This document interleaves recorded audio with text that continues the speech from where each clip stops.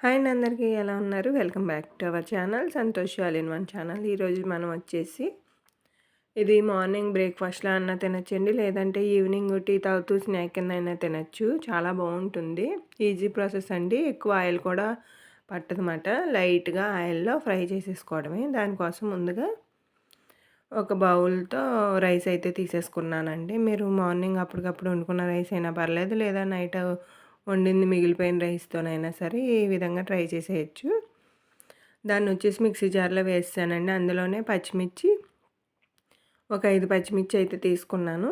దాన్ని కూడా వేసేసుకుని ఇలా తుంచుకుని అయితే వేసేసుకున్నాను. అందులోనే 1 టేబుల్ స్పూన్ జీలకర్ర, ఒక చిన్న ముక్క అల్లం ముక్క కూడా వేసేస్తున్నానండి. దాన్ని ముక్కల కింద కట్ చేసేసుకుని దాన్ని కూడా వేసేసుకోవాలి.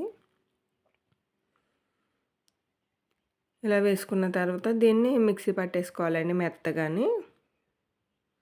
చూసారా, ఈ విధంగా మెత్తగా అయితే పేస్ట్ చేసేసాను. దాన్ని ఒక ప్లేట్లోకి అయితే తీసేసుకుందాం. మొత్తం అంతా కూడా ప్లేట్లోకి తీసేసుకోవాలి. ఇప్పుడు ఇందులో రుచికి సరిపడా ఉప్పు అన్నది వేసుకుని, అలాగే ఆనియన్స్ సన్నగా చాప్ చేసుకున్నటువంటి ఉల్లిపాయ ముక్కలు, అలాగే కరివేపాకు,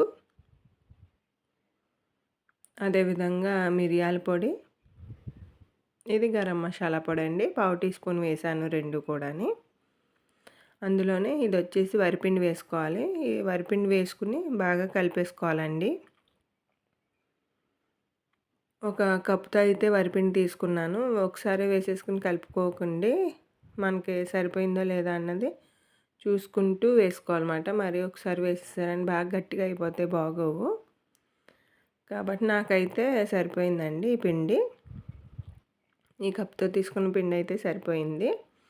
ఈ విధంగా కలిపేసుకుని చేతులు వాష్ చేసేసుకుని చేతులకి ఆయిల్ రాసుకోవాలి. ఆయిల్ రాసుకున్న తర్వాత మనం ఈ విధంగా రౌండ్గా బాల్ కింద చేసుకుని మనం వడల కింద ఒత్తేసుకోవాలి. చూసారు, ఈ విధంగా పక్కన పెట్టేసుకుందాం. మళ్ళీ అదే విధంగా చేసేసుకోవాలి. అన్నీ కూడా అదే విధంగా చేసేసుకోవాలండి. చేతికి ఆయిల్ రాసుకోవడం వల్ల మనకి చేతికి అంటుకోకుండా వస్తాయి అన్నమాట. చూసారా, ఈ విధంగానే ఈ దలసరిలో చేసుకోవాలి. మరీ దలసరిగా చేయకండి, వేగదన్నమాట. మనం డీప్ ఫ్రై చేయం కాబట్టి కొంచెం పలచగానే ఉండాలండి వడలు అన్నవి. ఇలా చేసేసుకున్న తర్వాత నెక్స్ట్ స్టవ్ ఆన్ చేసి నేనైతే అట్ల పెనం అయితే పెట్టేశానండి. మనం దోశ పెనం ఉంటుంది కదా, దోశలు వేసుకునేది, దాన్ని పెట్టేసుకుని ఆయిల్ ఈ విధంగా అప్లై చేసేసుకోవాలి. చేసేసుకున్న తర్వాత మనం ముందుగా రెడీ చేసి పెట్టుకున్నాం కదా వడలు, వాటిని అట్ల పెనం మీద పెట్టేసుకోవాలండి. దీన్ని క్రిస్పీగా అయ్యేంత వరకు కూడా ఫ్రై చేసేసుకుందామండి. దీంట్లోనే మనం సిమ్ టు మీడియం ఫ్లేమ్లో పెట్టుకుని ఫ్రై చేసుకోవాలండి. హై ఫ్లేమ్లో పెట్టారంటే పైన మాడిపోతుంది, లోపల దాకా వేగదు. కాబట్టి సిమ్ టు మీడియం ఫ్లేమ్లో అడ్జస్ట్ చేసుకుంటూ ఈ వడలు అన్నవి ఫ్రై చేసుకోవాలి. ఇవి క్రిస్పీగా వేగాలండి, అప్పుడు దాకా ఫ్రై చేసేసుకుందాం. చూసారా, ఈ విధంగా క్రిస్పీగా అయితే వేగిపోయాయి. ఒకసారి టర్న్ చేసేసుకుందాం.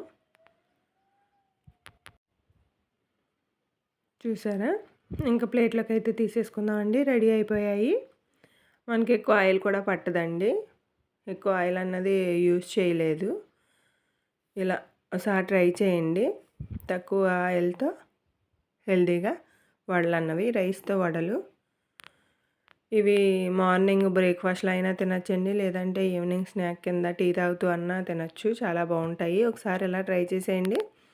అలాగే వీడియో నచ్చితే లైక్ చేయండి.